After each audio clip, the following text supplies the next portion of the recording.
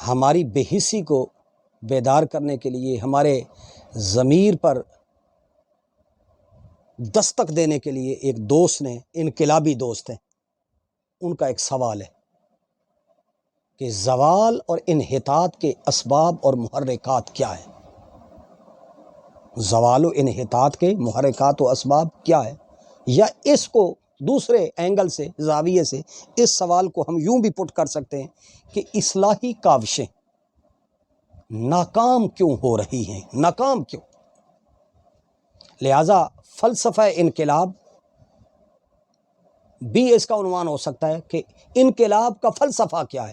فلسفہ انقلاب کیا ہے؟ کہ معاشرتی اصلاح، اجتماعی اصلاح پہلے ہوگی یا انفرادی اصلاح پہلے ہوگی؟ انفرادی اصلاح پہلے ہوگی یا معاشرتی اصلاح پہلے ہوگی؟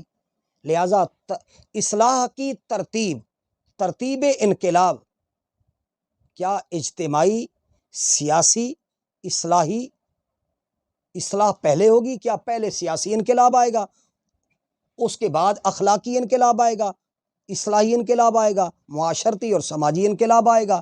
لہٰذا انفرادی اور اجتماعی انقلاب کی جو ترتیب ہے، دیکھیں میں آپ کو بات بتاؤں، میں انقلاب کا داعی نہیں ہوں، میں انقلاب کے باب میں بہت ہی کمزور آدمی ہوں۔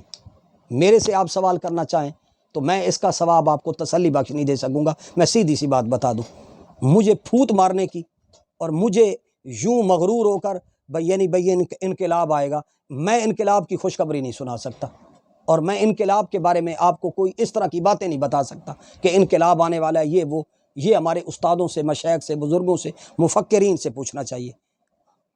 میں اتنی بات عرض کر دیتا ہوں جو میرے سمجھ میں جو بات آئی ہے، یہ غلط بھی ہو سکتی ہے، آپ کو اختلاف ہو سکتا ہے، کہ دوسروں سے پہلے اپنی اصلاح کی فکر کرنی چاہیے۔ اپنی اصلاح کی فکر مقدم ہے معاشرے کی اصلاح سے۔ دیکھیے بات یہ ہے کہ ہمارا اجتماعی مزاج اس طرح کا بن گیا ہے کہ ہمیں دوسروں پر تنقید کرنا، ان کے عیوب اور نقائص تلاش کرنا، ان کی برائیوں پر تبصرہ کرنے میں جو لطف آتا ہے، وہ کسی حقیقی اصلاحی عمل میں ہمیں نہیں آتا۔ ہم ہر وقت حالات کی خرابی کا رونا رو رہے ہیں۔ ہم اپنے وقت گزاری کے لیے، یہ ہمارا ایک محبوب مشغلہ ہو گیا ہے، ٹی وی پر، نیٹ پر، یوٹیوب پر مفکرین جو ہیں، میں کہتا ہوں اب جس کو خارش ہوتی ہے اس نے بھی اپنا چینل بنا لی ہے، جس کو کھانسی آتی ہے اس نے بھی چینل بنا لیے۔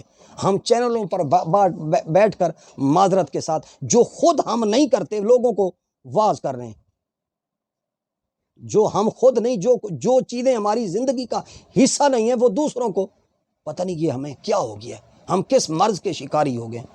دیکھیے بات یہ ہے کہ وہ کسی حقیقی اصلاح عمل میں نہیں آتا۔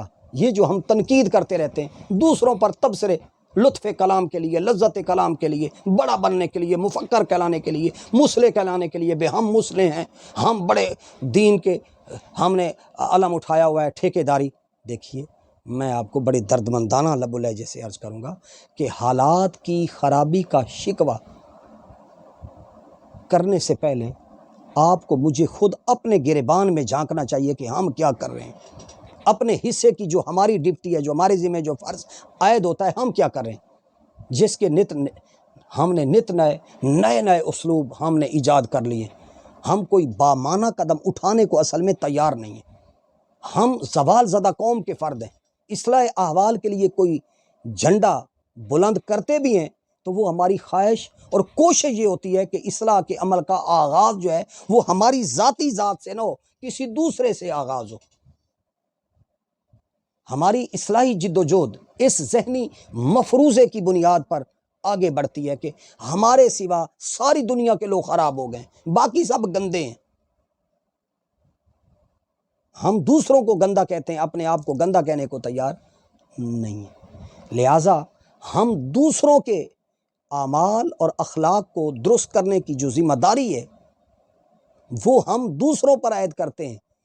ہم خود اس بد اخلاقی میں، اس جرم میں، اس گناہ میں اور اس اذیت میں جو ہم خود دو چار ہیں، مبتلا ہیں، ہم اصلاح کے ٹھیکیدار بنے ہوئے ہیں۔ معذرت کے ساتھ میں کئی چینل دیکھتا ہوں نا، میں خود بھی انہی میں شامل ہوں. میں آپ کو، میرا ضمیر بھی مجھ کو ملامت کرتا ہے کہ ہم عملی طور پر کیا کر رہے ہیں. دیکھیے یہ سب کچھ سوچتے اور کرتے ہوئے یہ خیال بہت کم لوگوں کو آتا ہے. میں آپ کو سچے دل سے، میرے سے دوست نے جو سوال کیا، اصل میں کوئی انقلابی آدمی نہیں ہوں. میں بڑا مایوس اور بزدل آدمی ہوں، اور میں نے حالات کا جس انداز میں تجزیہ اور حالات کو جس انداز میں نے دیکھا ہے، اگر آپ بھی دیکھ لیتے تو آپ بھی میری جگہ پر کھڑے ہوتے. لیکن یہ باتیں یہاں کرنے کی نہیں ہیں. دیکھیں کچھ خرابیاں خود ہمارے اندر بھی ہو سکتی ہیں جو ہم دوسروں کو الزام دیتے رہتے ہیں. ہمیں سب سے پہلے ان کی اصلاح کی فکر خود کرنی چاہیے. جو اصلاحی تحریک اپنے آپ سے بے خبر ہو کر صرف دوسروں کو اپنا ہدف بناتی ہے، اس میں دوسروں کے لیے کوئی کوشش اور تاثیر نہیں ہوتی، اور وہ محض ایک رسمی کارروائی ہو کر رہ جاتی ہے. اپنی اصلاح آپ کی اشد ضرورت ہے. آج ایسا لگتا ہے کہ اصلاح کی کوششیں بحیثیت اجتماعی، بحیثیت مجموعی ناکام ہو رہی ہیں. معاشرے پر ان کا کوئی نمایاں اثر نظر نہیں آتا.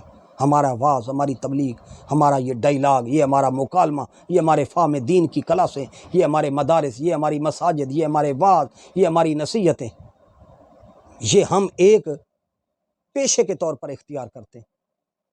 اس کی وجہ یہ ہے کہ ہم لوگ اپنی ذاتی اصلاح کی فکر سے غافل ہو گئے ہیں. آج ہمارے اندر سے یہ فکر ختم ہو گئی ہے کہ مجھے اللہ کے حضور حاضر ہو کر جواب دہ ہونا ہے، اور میرے اندر کیا کیا خرابیاں ہیں، میں اسے کس طرح دور کر سکتا ہوں، کس طرح دور کروں. پھر دوسروں پر تنقید کا سب سے خطرناک اور نقصان دہ پہلو وہ یہ ہوتا ہے کہ ہم بعض اوقات معاشرے میں پھیلی ہوئی برائیوں کو خود اپنی غلط کاری کے لیے وجہ جواز بنا لیتے ہیں کہ معاشرہ گندا ہے اس لیے میں گندا ہوں. وہ ایک اللہ والے تھے، ایک بزرگ تھے، وہ اعتکاف میں بیٹھنے لگے نا، تو وہ ایک اللہ والے کے پاس گئے، نیک آدمی تھے. انہوں نے کہا میں اعتکاف میں کے لیے بیٹھنے کے لیے جا رہا ہوں، حضرت مجھے کوئی وظیفہ تو تلقین فرما دیں. تو وہ آگے بندہ اللہ کا بڑا برگزیدہ آدمی تھا. اس نے کہا کہ یہ بتاؤ کہ اعتکاف میں بیٹھنے کے لیے تمہاری نیت کیا ہے؟ اس نے کہا معاشرہ بڑا گندا ہو گیا ہے، تو لہٰذا میں معاشرے کے گند سے بچنے کے لیے اعتکاف میں بیٹھ رہا ہوں. تو وہ اللہ والا تھا، اس نے کہا کہ اس نیت کو تبدیل کرو، یہ تمہاری خود نمائی ہے، یہ تمہاری نمود و نمائش ہے، یہ تمہارے اندر کا جو شیطان ہے، پندار ہے، یہ بڑا موٹا فربہ ہو چکا ہے کہ تم یہ کہہ رہے ہو. بلکہ نیت یہ کرو کہ میں گندا ہوں، میں اپنے گند سے معاشرے کو بچانے کے لیے، سکون دینے کے لیے، میں ڈاکو ہوں، میں رازن ہوں، میں چور ہوں، میں جھوٹا ہوں، ریاکار ہوں، میں مکار ہوں، شاطر ہوں، عیار ہوں. لہذا اپنی عیاری سے معاشرے کو سکون دینے کے لیے میں کچھ دیر کے لیے اپنے آزار سے بچانے کے لیے مسجد میں جا رہا ہوں. فرمایا اس نیت سے تم اعتکاف میں بیٹھو. ہمارا کیا ہے، ہم لوگوں کو برا بھلا کہتے رہتے ہیں.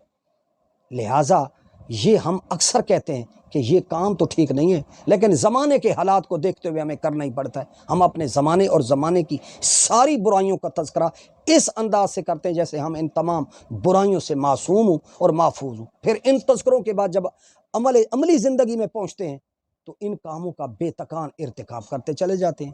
لہٰذا اپنی ذات سے بے فکری ہمیں ہو گئی ہے.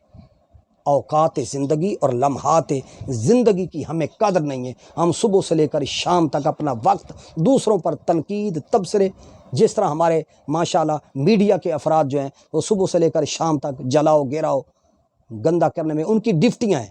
تو معذرت کے ساتھ ہم بھی نفس اور شیطان کے بندے ہیں. ہماری واعظ اور نصیحت اس لیے بے اثر ہو گئی ہے کہ ہم خود ان چیزوں سے محروم ہیں. تو کیا پھر اس حوالے سے اگر یہ جو میں نے بات کی ہے، کیا اس بات کا یہی ہے؟ میں اس بارے میں شاکر شجابادی کی ایک بات بتانا چاہوں گا. شاکر شجابادی ہمارے وسیب کے ایک اقبالی فکر کے شاعر ہیں. انہوں نے بڑی خوبصورت ایک بات کی ہماری واعظ پر، ہماری اصلاح پر، ہماری واعظ نصیحت تبلیغی جو ہماری سرگرمی ہے اس کا مشاہدہ بڑا قوی ہے. اس نے کہا خدایا خود حفاظت کر تیرا فرمان وک دے پہ، کتھائیں دین دا سودا کتھائیں ایمان وک دے پہ، کتھائیں ملاں دی ہٹی تے کتھائیں پیران دے شو کیس وچ، میرا ایمان نہیں بدلیا مگر قرآن وکدا پہ. اتھاں لیڈر وپاری ہیں، سیاست کارخانہ ہے، اتھاں ممبر وکاؤ مال ہیں، اتھاں ایوان وکدا پیے، یہاں سب چیز بکاؤ ہے، ہمارے ضمیر، ایمان، ہماری سب چیزیں۔ اس وقت ضرورت ہے اجتماعی طور پر توبہ کرنے کی۔